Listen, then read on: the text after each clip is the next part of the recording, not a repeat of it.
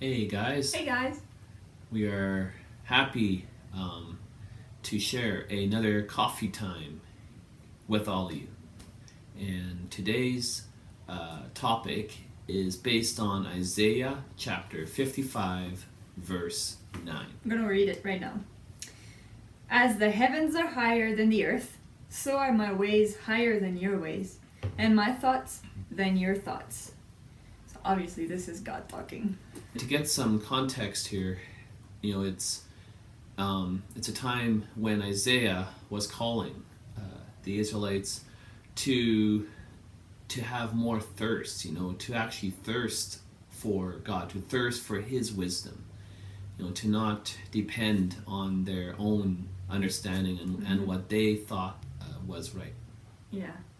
Sometimes we think that we know what is best for us and we want to be the ruler of our life. But in fact, when you think about it, God knows so much more what we need. He knows us so much better than we even know ourselves. So, and we have like every reason to trust Him with our lives.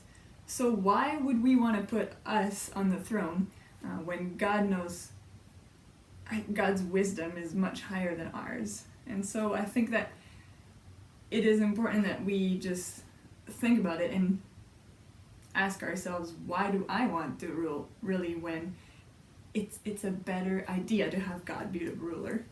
Well, yeah, because when one just pauses and thinks about it for a moment, it just really shows the arrogance, Yeah. Pride. and pride, that is so prevalent within people, where they think that they're at the top and they think that they know best, and it's kind of we think. I yeah. think we should say we. And there was also a time that comes to my mind, when I was looking for work, right? And so I was going from employment workshop to employment workshop, and I felt like I was just going around in circles. And so I was relying on the wisdom of people around me, and then relying on the wisdom that I had attained. But the more I was doing that, the more frustrated I was becoming, and so then I realized that, wait a second, I gotta press the pause button here. I gotta give this to God and trust that He knows best. A lot of times it's easy to just say it, Yeah. but to actually do it, and when I did give it to God, then He led me, and He led me to where I am now. And so I just got to give a huge thank you to God. Yeah, God is probably like, when we finally decide to trust Him, He's probably telling us like, see, I told you, why didn't you come before? So, Yep. but there's also a verse in 1 Corinthians that says, 1 Corinthians 1 verse 25, the foolishness of God is wiser than man's wisdom, and the weakness of God is stronger than man's strength. And this is in reference to the cross. When we preach Christ crucified, it can seem like something very foolish to those who do not believe, to those who are perishing, which it says a bit earlier in verse 23. It is foolishness for those who are perishing, but it is salvation for those who believe. And so what can seem foolish to us is actually much wiser than we can understand. Definitely. So trust God with all your heart, because He knows what He's doing.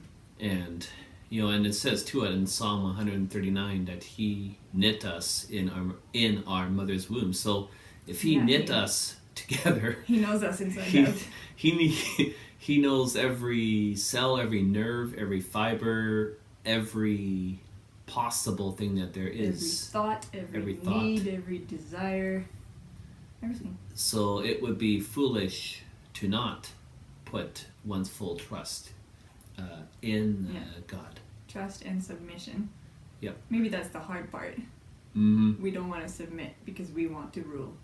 But like I said at the beginning, it's much better to have God be the ruler, because He knows what He's doing. Yeah, exactly. And that is our encouragement to all of you, and our challenge as well too, like to have that peace and assurance, knowing that that no matter how chaotic things may seem, that God is still on the throne, but also to challenge, to not let one's own pride and one's own self-centeredness get in the way. Thanks for joining us, guys. Bye-bye. Bye.